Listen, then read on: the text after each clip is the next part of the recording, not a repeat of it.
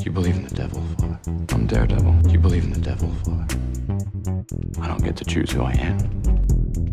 My delusion was thinking God had anything to do with it. I'm Daredevil. Daredevil. Daredevil. Not even God can stop that now.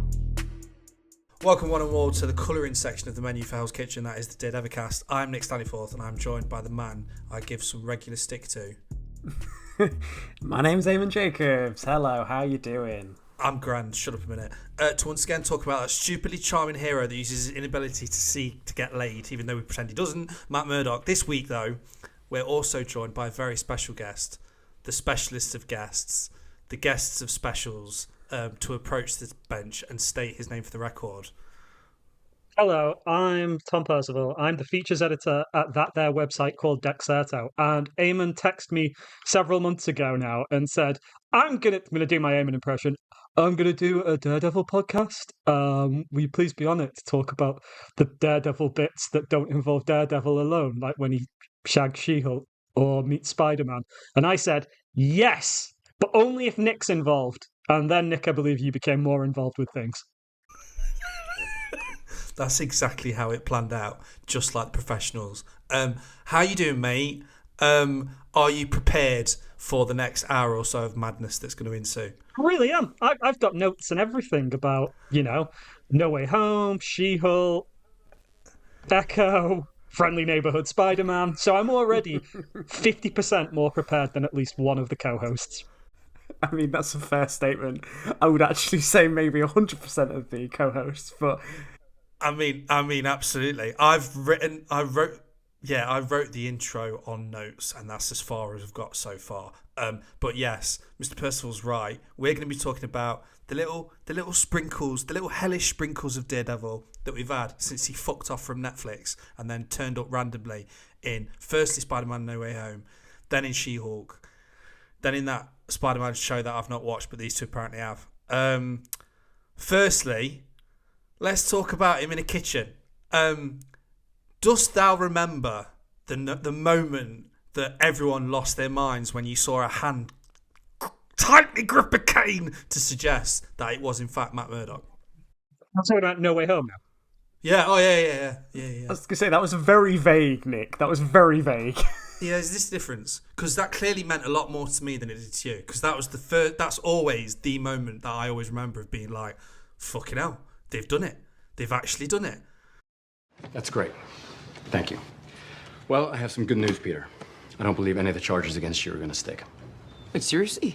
Oh, I knew it. Nice. Oh my God, Mr. Murdoch, thank you. Thank you, Matt. That's amazing. You're welcome. Perfect. Okay. However, Mr. Hogan, Yes. the feds are actively investigating that missing technology. I understand your loyalty to Mr. Stark and his legacy, but if you were involved, If I was involved, I advise securing a lawyer. I need a lawyer because I'm under investigation. I thought he would. You said there's no charge. I could say under advisement of counsel, I refuse to answer the question respectfully because the answer could incriminate me because it's on saying Goodfellas. What was the thing that's saying Goodfellas? I know that's what you think. Calm down. Let's hear what he has to say. Matt? You're going to need a really good lawyer. Peter, you may have dodged your legal troubles, but things will get much worse. There is still a court of public opinion.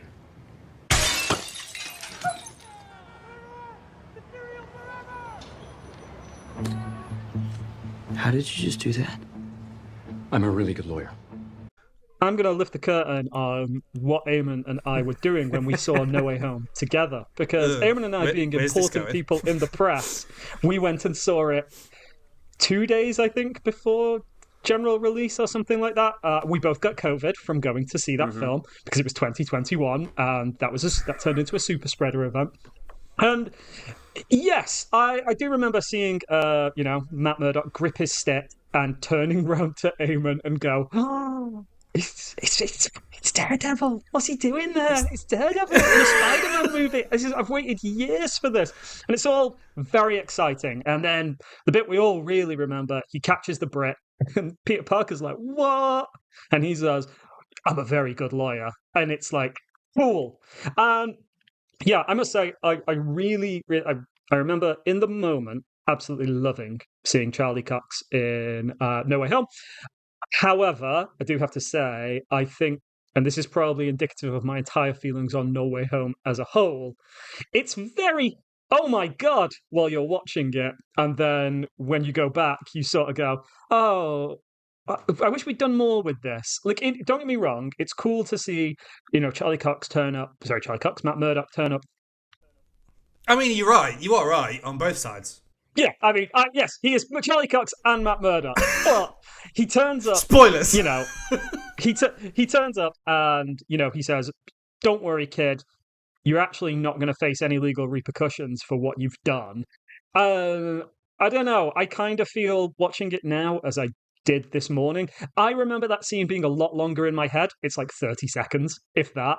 And I kind of think now of I wish we'd gotten more of Peter dealing with the legal ramifications of being unmasked as Spider-Man, as opposed to just a throwaway, here's Charlie Cox just saying, don't even worry about it, it's fine.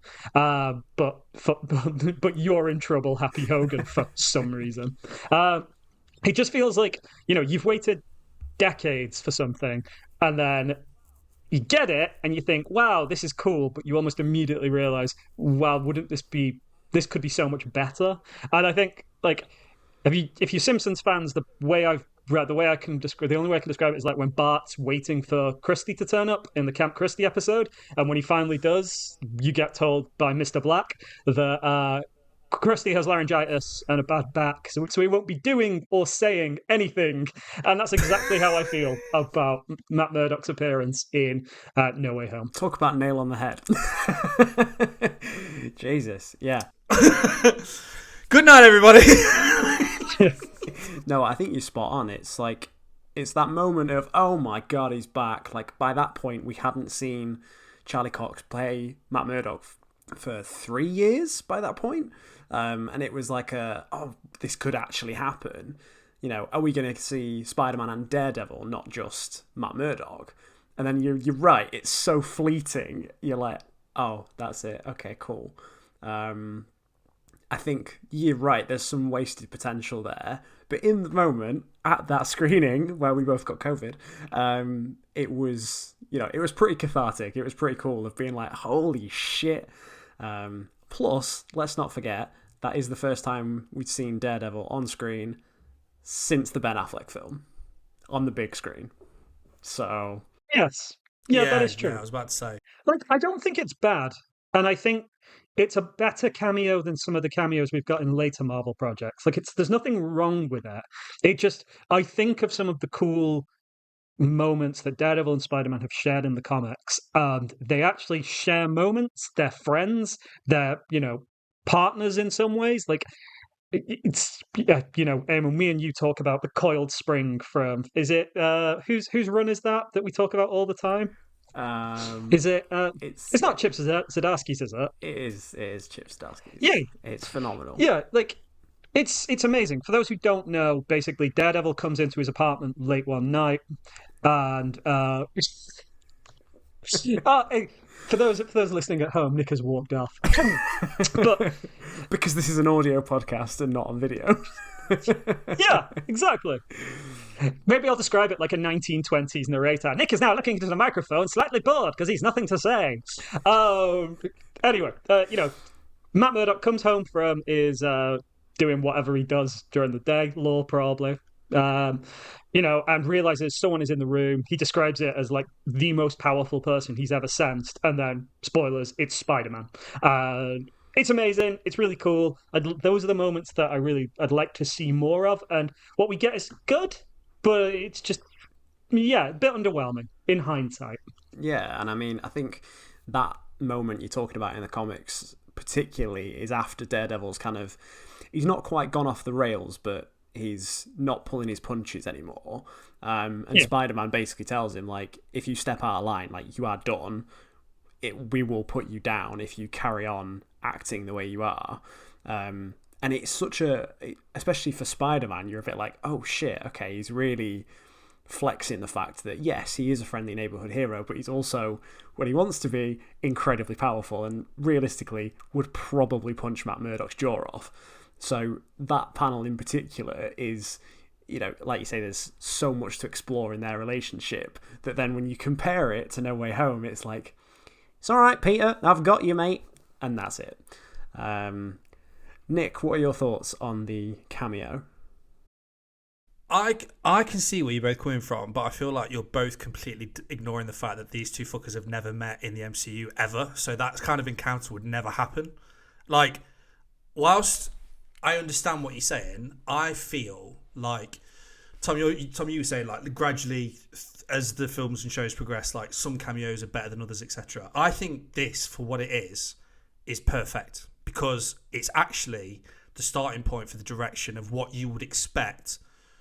The thing that they've been doing for, by this point, what we talked on 10 years, what is plus 10 years, right?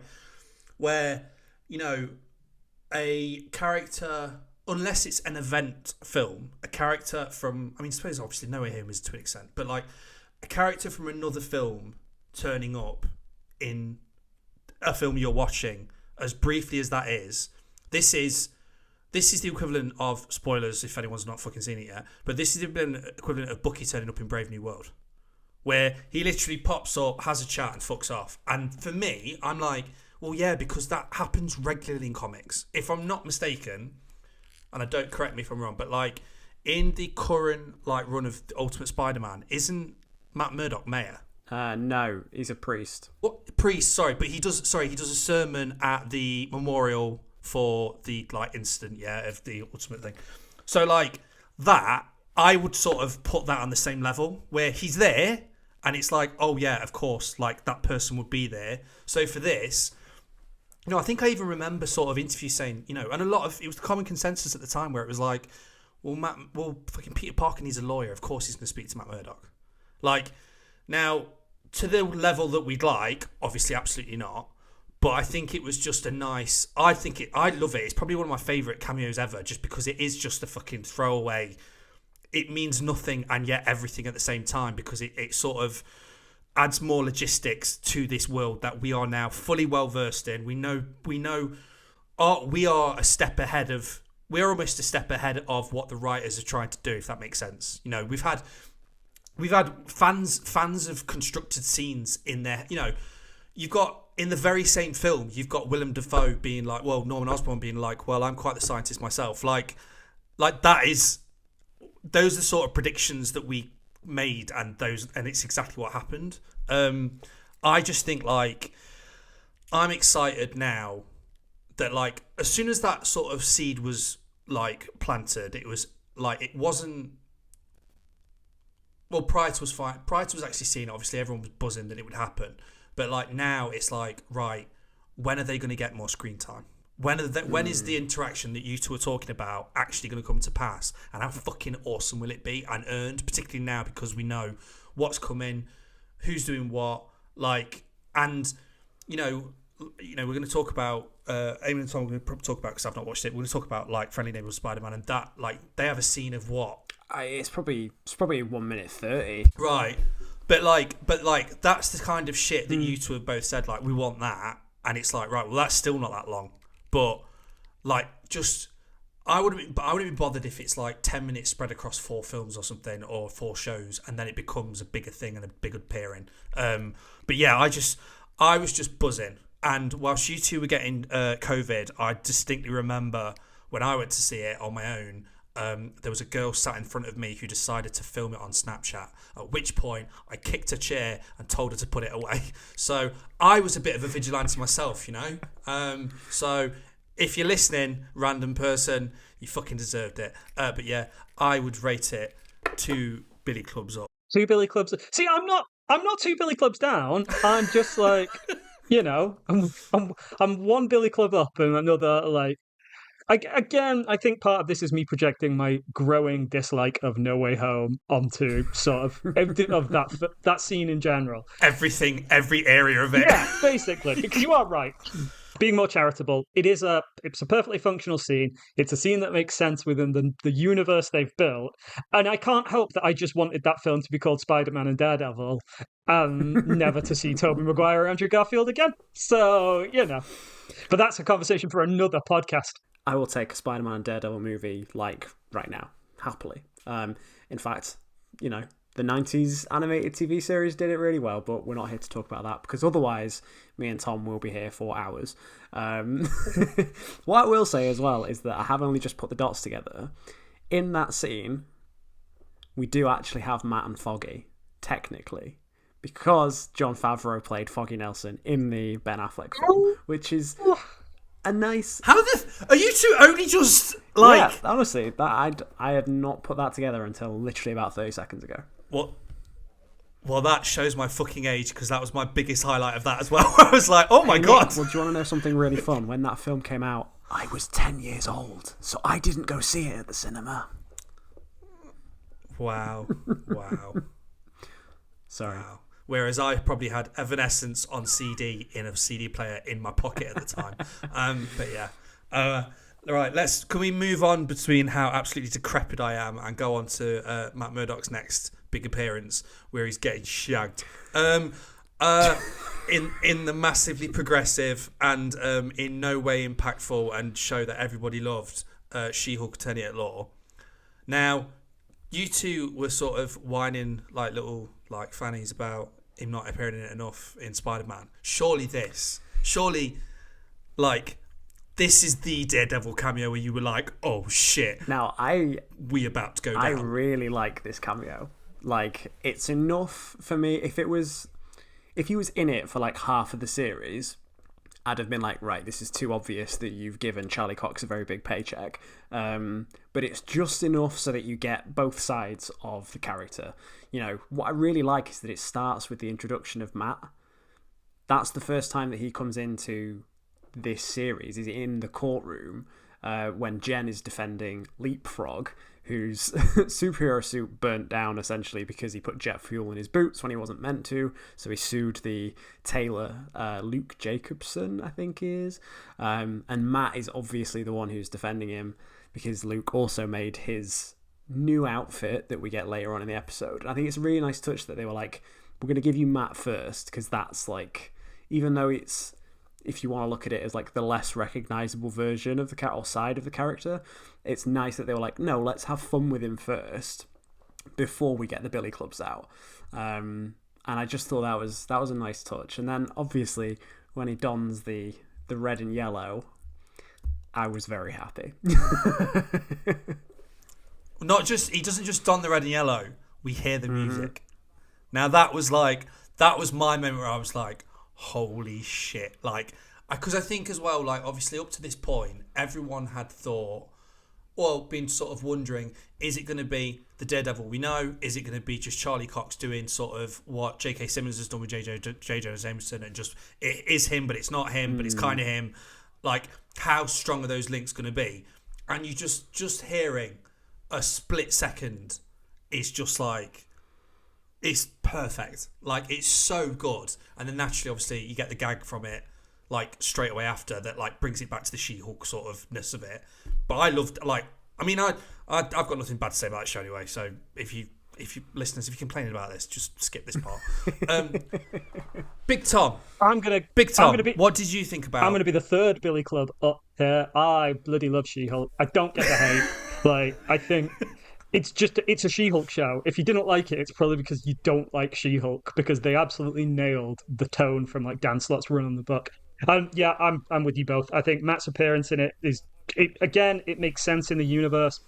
I really like the banter between She-Hulk and Daredevil. And what I'd say is that my favorite run on Daredevil is like the Mark Waid run from the 2011 till 2014, which was like a lot. I know the Netflix stuff drew a lot of influence from obviously Frank Miller and the more gritty side of the character, but that's not all he is in comics. He's like a swashbuckling character at the same time, and really funny, really charming. And it was nice to see that Charlie Cox can do that side as well. He's not constantly spending time putting ice on his knuckles, like worried, staring out of a window that you can't see through, looking moody.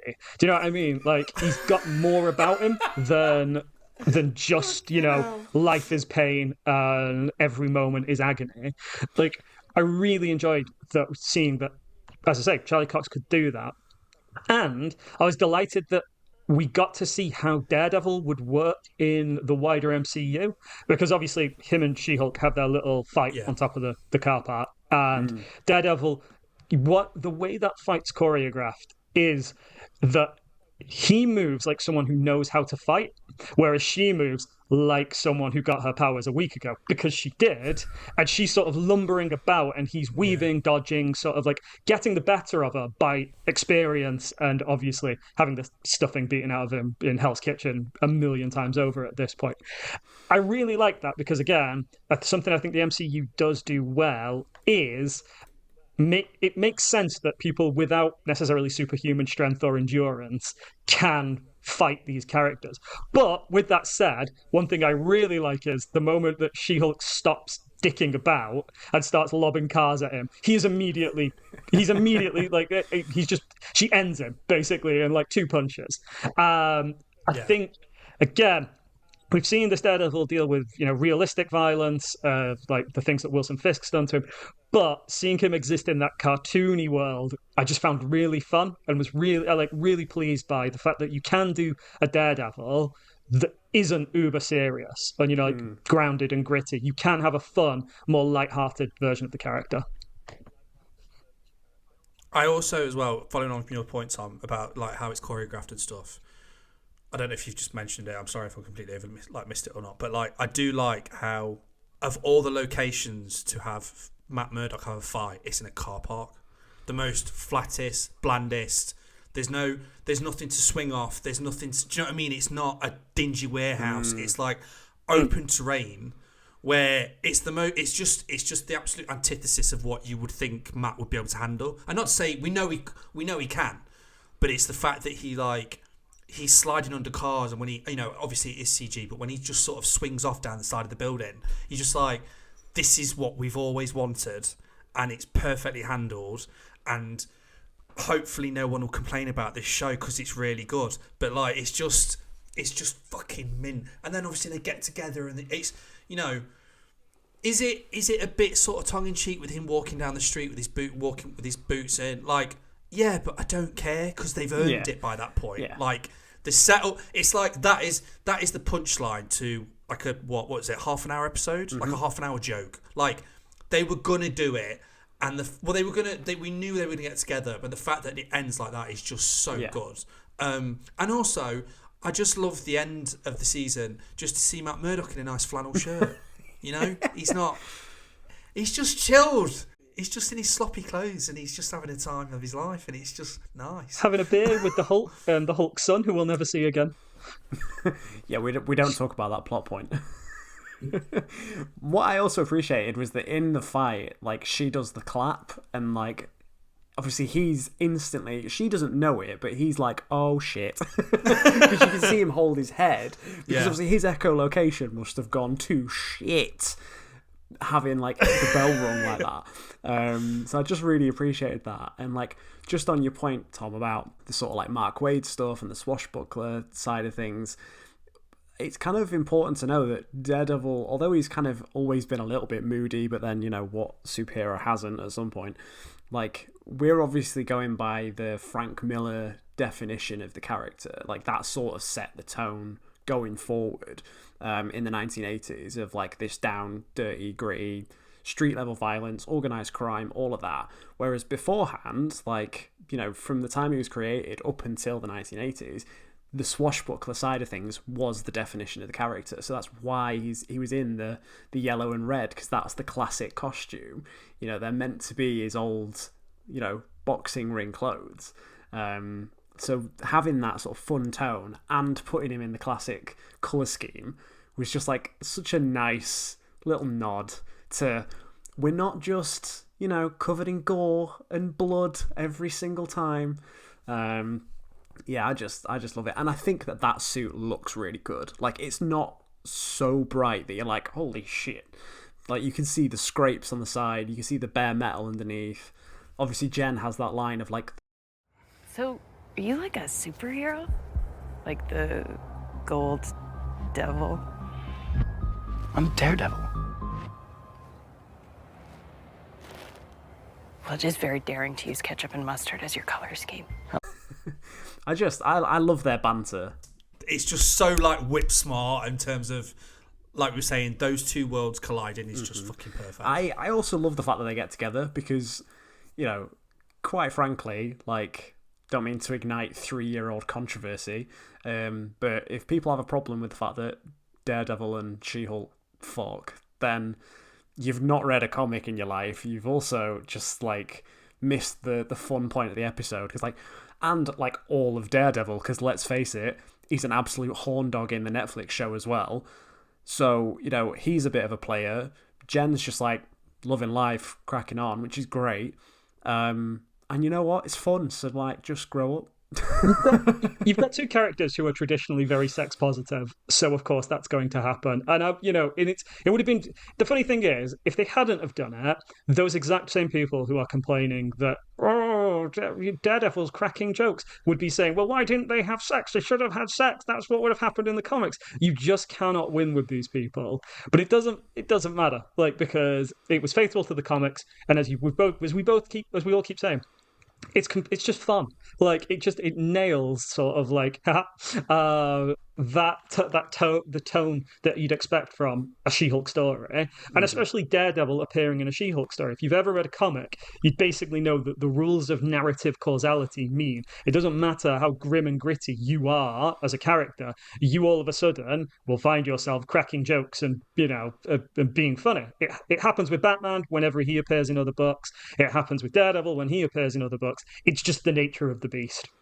You also have it with Spider-Man. You mentioned it earlier. Like, Spider-Man, when he was in the Daredevil series that we were referring to, switches to that darker, more intimidating side that he's got, rather than just cracking jokes. So it's such a good point.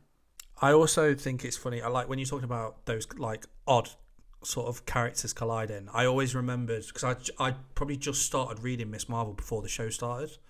And I always thought it was funny that one of the first people she meets is Wolverine. Mm-hmm. And I was like, yeah, let's see that happen. See how that'd be nice in the MCU. But yeah, we'll go on to now what I'm guessing is the final cameo on the list. Let me make sure. Final live action cameo. Yeah.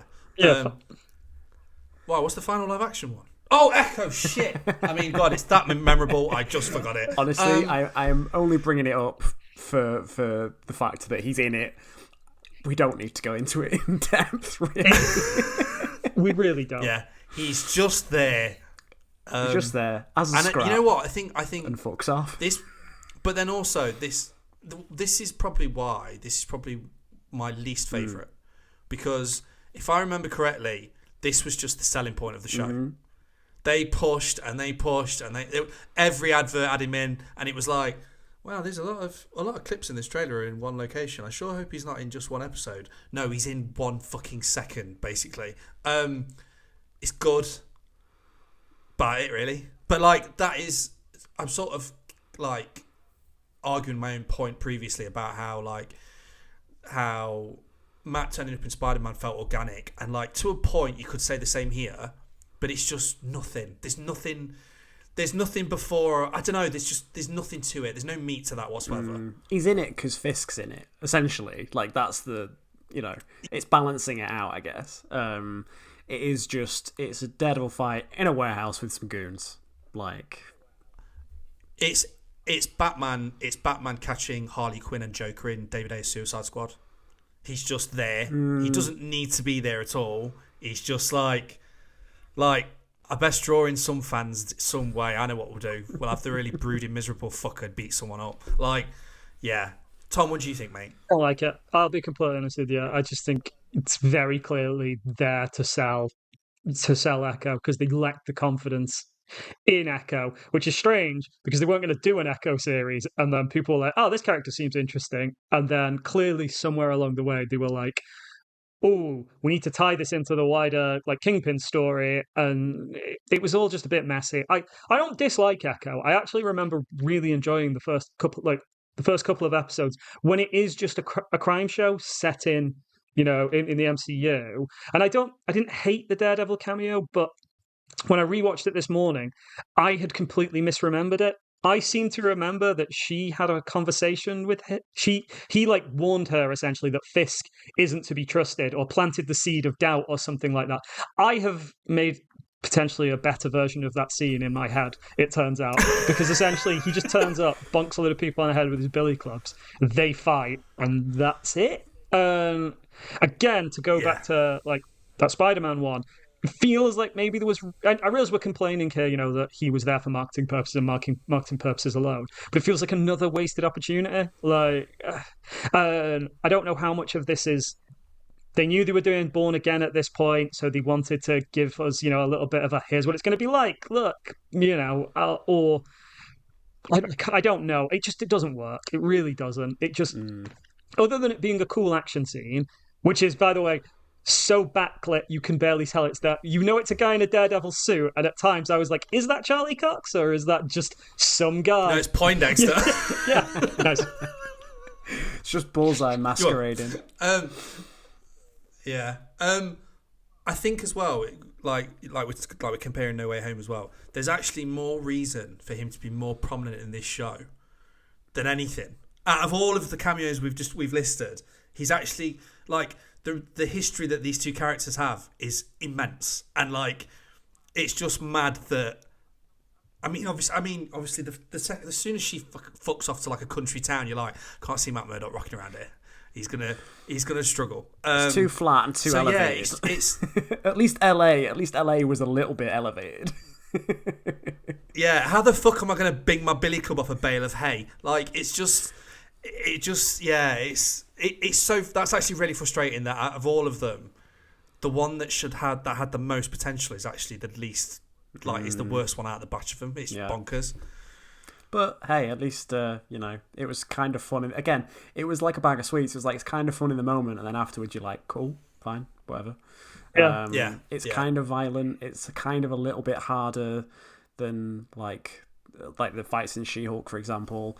Like you say, it could be a bit of a here's what we're doing in Born Again, but it never goes so far that you're like, ooh. It's just a bit like, oh. Cool.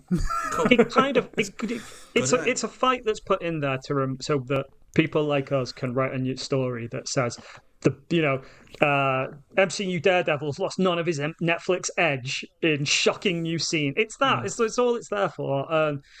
It's like you say, it's entertaining in the moment, but when you stop and think about it, there could have been this could have been a bridge between Netflix Daredevil, and MCU Daredevil if they'd actually put the work in. But equally as well, I appreciate that they didn't want to take anything away from Echo because it's her show. So why are you making it into Daredevil 1.5? The Daredevil 1.5 or 3.5, whatever you want to call it. So I do understand. It's just. But then you have your cake and you eat it with the Vincent D'Onofrio stuff anyway. So it's just issues. I mean. Yeah, I think, God, if it could have been like a all or nothing thing, and in the case of the nothing, you could have just had Fisk mention, I've had to deal with nuisances, but some reference to him. You're like, everyone's like, and that's your elbow jabbing, like, oh my God, that's who he's talking about. But also, I think one thing about it, as great as it is a scene, and it's my issue with how how Daredevil's going to be handled going forward in the MCU. Look, I love it when Matt Murdock makes someone's arm bend the wrong way. However, in She-Hulk, he's not that fruity with the violence.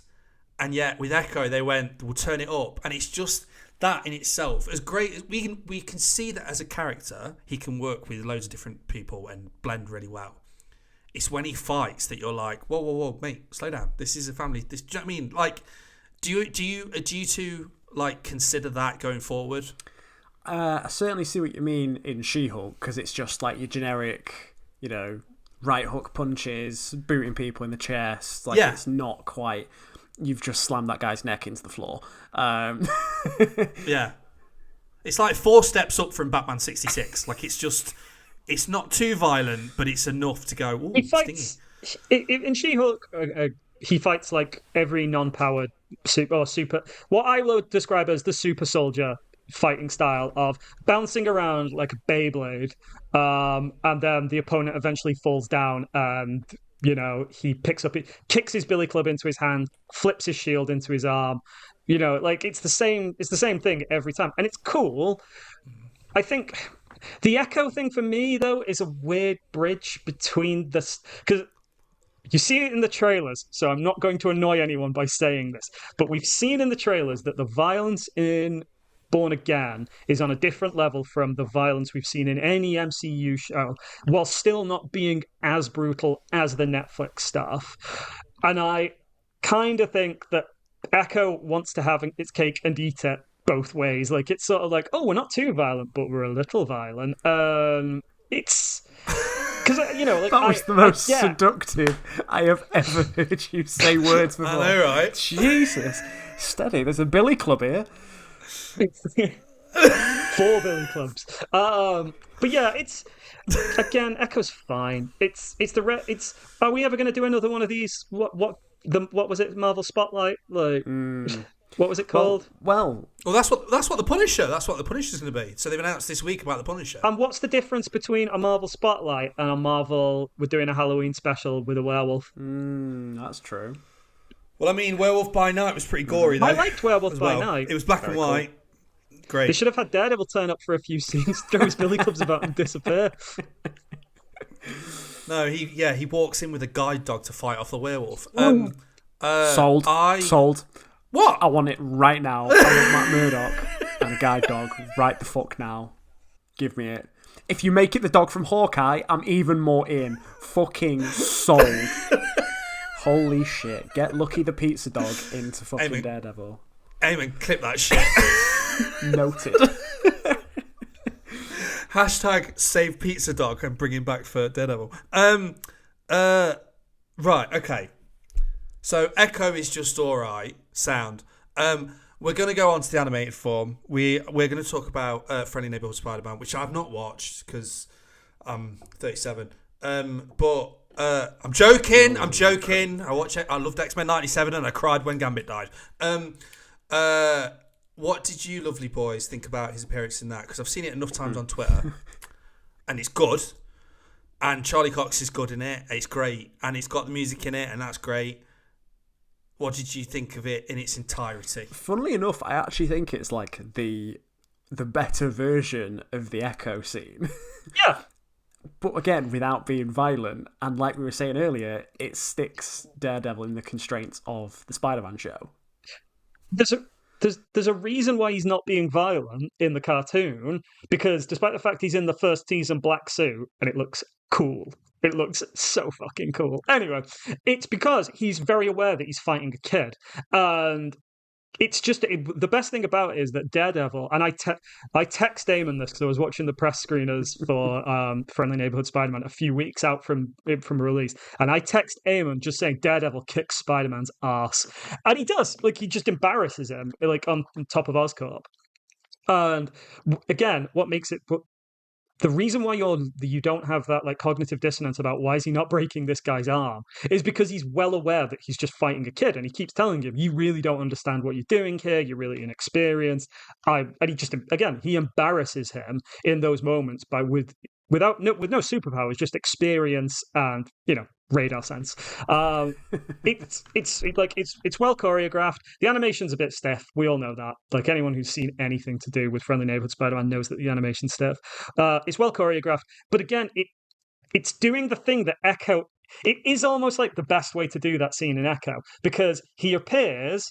They have a fight, which is fun to watch, and he also delivers exposition about. I won't spoil Friendly Neighborhood Spider-Man, but he's also like saying, "You can't trust Norman Osborn," and it's not a lot, but it's enough for you to go, "Oh, I see why we're doing this. Cool fan service, decent action, setting up something that then pays off in the finale as well." Where and season 2 presumably, where Daredevil will have a bigger role in whatever is to come for that version of Spider-Man. I just think it's the way to do these types of things. If you're going to do fan service, lean into it, but give it a purpose. Don't just have it there for the sake of, putting it in your advert.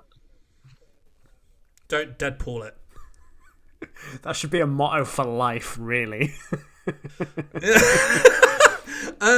Right, okay, so you both agree it's really good, right? So we've gone through the cameos. I'm going to throw a curveball in now because it's just struck my brain as we're having these conversations. I'm like, okay, we've looked to the past and they're all good.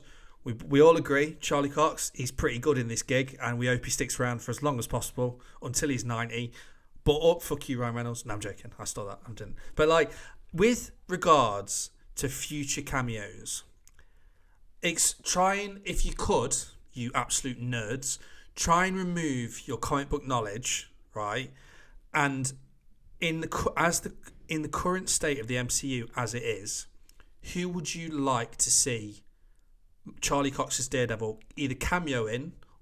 No, we'll say cameo. It can't be a full appearance. It can't be a lengthy sort of episode or whatever. Like, say She-Hulk at the maximum, like that volume. What other character would you like to see him share the screen with that he's not already? So you can't say Spider-Man. We've already had that because that's the obvious one. So you got to pick someone else. I mean, Tom, you go first. You're the guest. The super obvious one is that I just want him to be an Avenger. Like, I just want him on the Avengers in some way, shape, or form. And I don't need.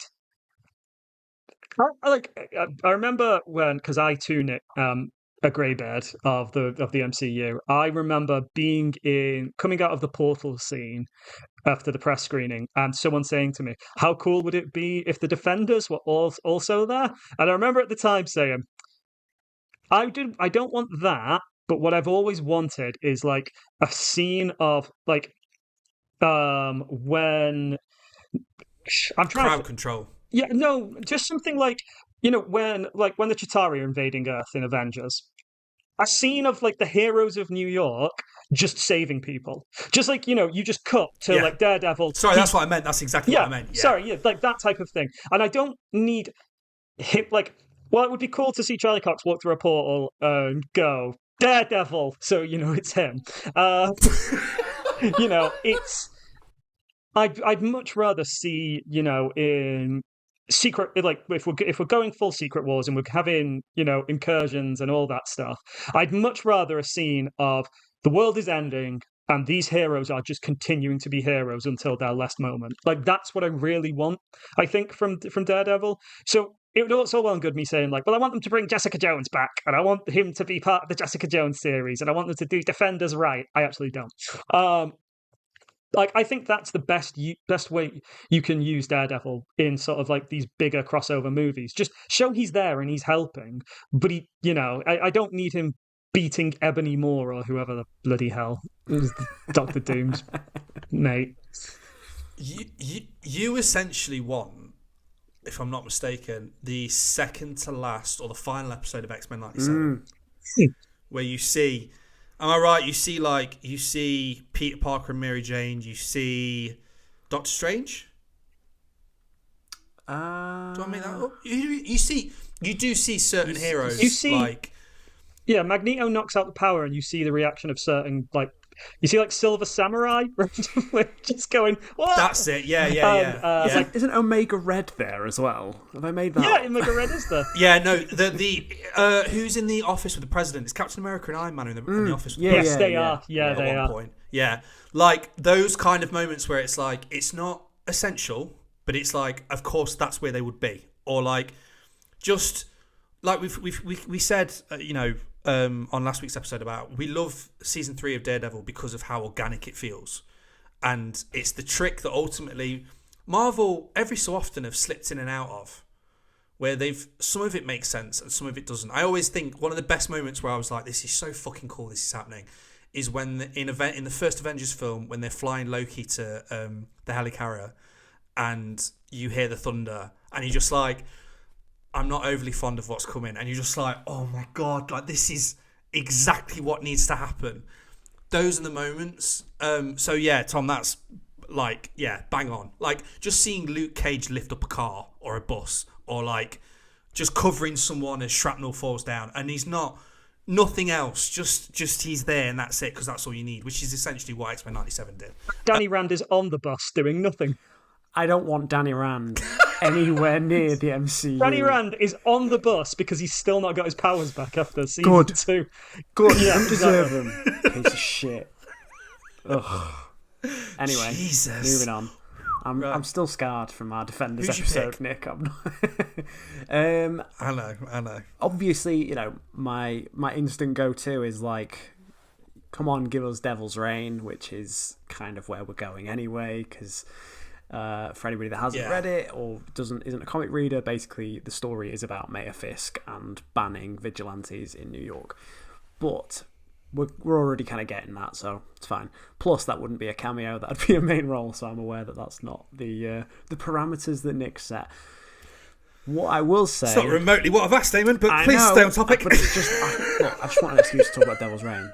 Sue me; it's my fucking podcast. Sam. Young Avengers. Ooh, do tell. Because by this point, as we've already stated a number of times, Matt Murdock has been doing this for over a decade now. And I'm sure that there is a specific amount of years that somebody has worked out in the MCU timeline how long it actually is. Basically, he's been punching people in the face for years. He knows what he's doing. He is an expert.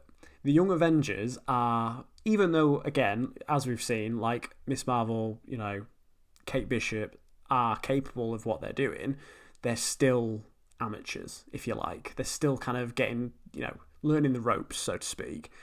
Having Matt Murdock come in at a point in Young Avengers, which is obviously going to happen at some point, to just sort of guide them ever so slightly, maybe after, the events of Born Again and whatever happens for him to sort of lose his shit a bit, to sort of maybe manage somebody's crisis of, like, not literal faith, but, like, faith in superheroics, and just kind of be that mentor persona.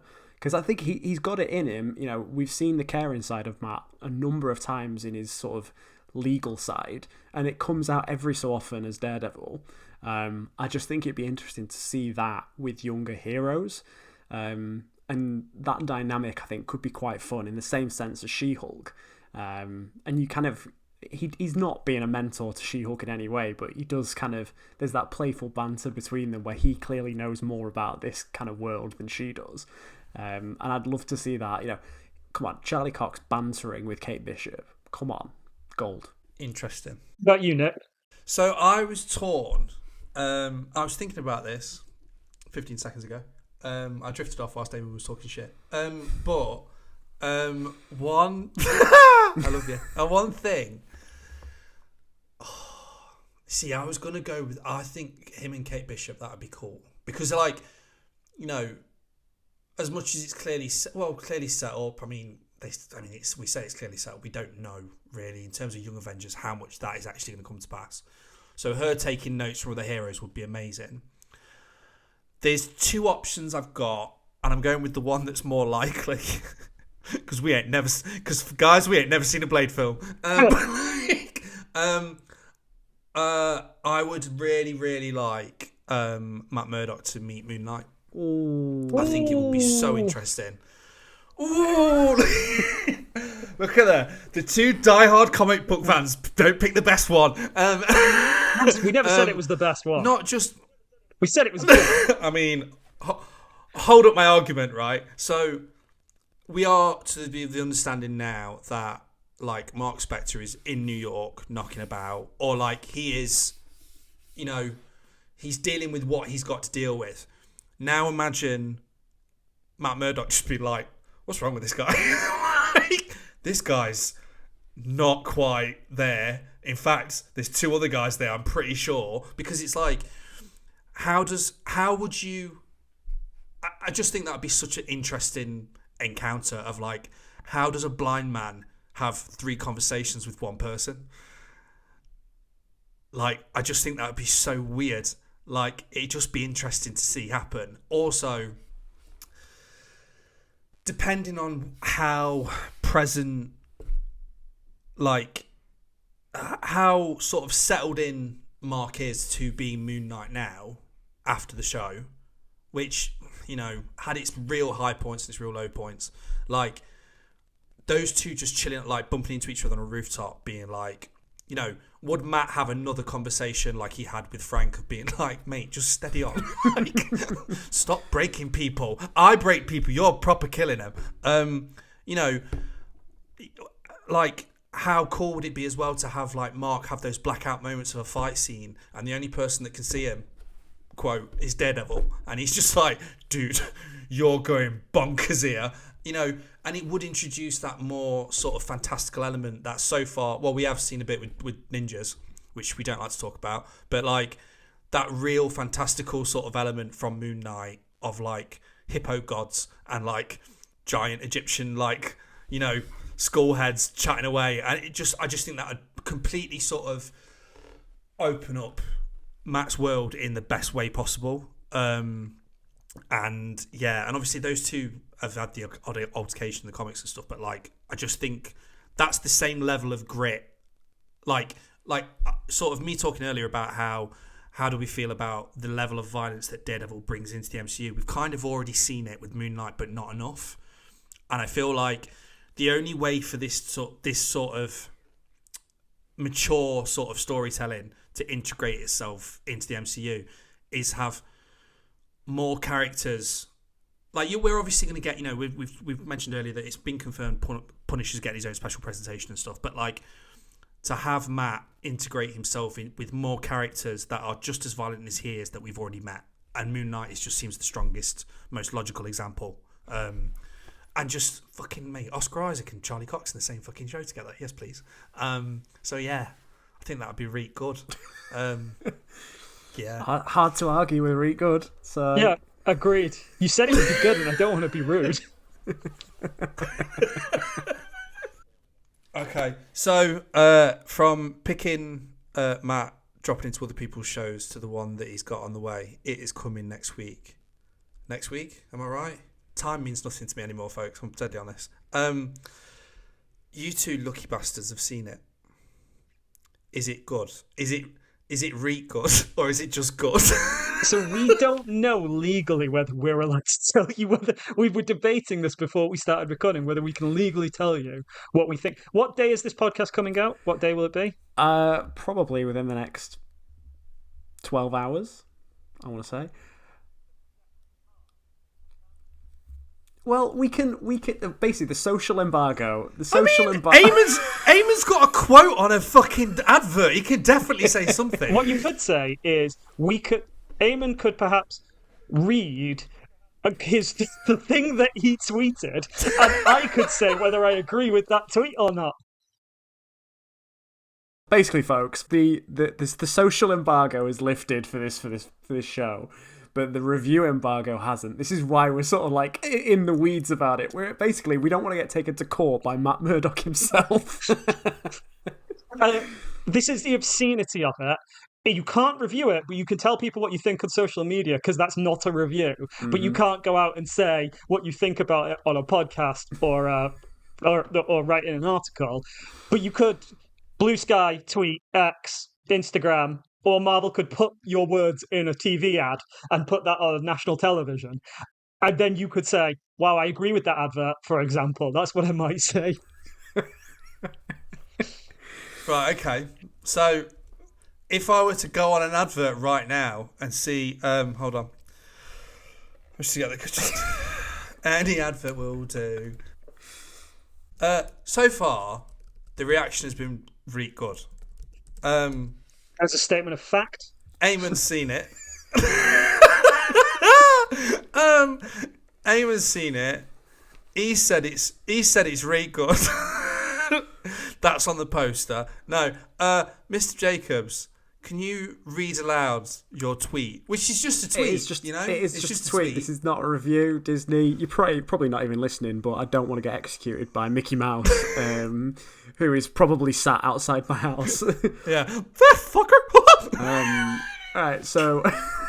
For God's sake. I tweeted, pleased to say Daredevil Born Again is brutally gripping and hurls a symphony of violence at the audience while perfectly capturing Daredevil's essence as if he never left our screen. It's not perfect with some awkward CGI, but it's a bloody delight. Hashtag Daredevil Born Again. That is what I tweeted in its entirety. That is not a review. Were I reviewing that reaction, I would say that I am a 6 out of 10 on that, in that I am mostly positive towards those feelings. However, with some caveats. Good edit. Good. Eamon, good look at it in this, man. Me. Good look at it in this. Basically, I just don't want Mickey Mouse to Michael Myers me in the middle of the night. So Right. Fuck. Eamon, do you think it's good? I think it's brutally gripping. Just yes, no, yes or no. Do you think it's good? Yes. Tom, do you think it's just good? Yes. Good night, everybody. For now, I think we'll leave it there. Tom, would you like to leave a review for your visit to the Hell's Kitchen? Just let us know about the service, the staff on who were working, and if there was a hair in your food, please let us know. We'll hopefully rectify that the next time you come back. So yeah, have you enjoyed yourself? I've loved myself. I'm your first guest, aren't I? You are our first guest. You are, yeah. So thank you very much for coming on. Yeah. I've had a lovely time. I enjoyed Eamon basically saying, "Yeah, that sounds like a good idea," and Nick saying, "What the fuck you on about? What are you talking about?" It's always fun. Meet your heroes and see that the dynamic they present on air is somehow less professional than what they put out. Especially as I was told to prepare a heaven and hell section that we've just not done. It's just slick boys. That is my bad. That's my bad. I completely forgot again. Eamon, cut that out. He's talking shit. Do you want me to? Here's my heaven. Dynamic with She-Hulk. Here's my hell. No way home. Wasting him. There you go. I mean, Any technically, advert we've will had do. that. So Yeah. it's great. It's done. It's fine. Just kept the format. It's fine. We didn't fuck up. Put that out and put that at the end. That bit. And just be like, yeah, and we... That's our post-credit scene. Yeah. Grand. Oh. It is going to have a post-credit scene. And it's going to say Jessica Jones will return in Defenders Season 2. Don't fucking... Oh, Jesus. I honestly could not tell you how pissed off I would be if they do that. Like, don't do it. Kevin Feige, please. Mickey Mouse, I know you're sat outside the house right now. Please, just don't do it. Eamon, have you had a nice time? I've had a nice time, as always, Nick. It's been lovely. Now, say the shit that you usually say at the end of a podcast that I always forget. You can follow us at Daredevilcast on X, Threads, Instagram, TikTok. I'm not going to tell you to follow us on podcast platforms because you're already doing it. But if you could leave a review, that'd be really nice because then the show will grow, and then by the time that Born Again's coming out weekly, we'll have more of you having this conversation. So that'd be nice. Do that. Thanks. Now the theme song comes in. Only God can forgive me. Only God can forgive me. Right, if you don't use that version, I'm going to be very annoyed. Say bye-bye, Tom. Bye. Say bye-bye, Eamon. Bye. Say goodbye, Nick. Let's get the hell out of here.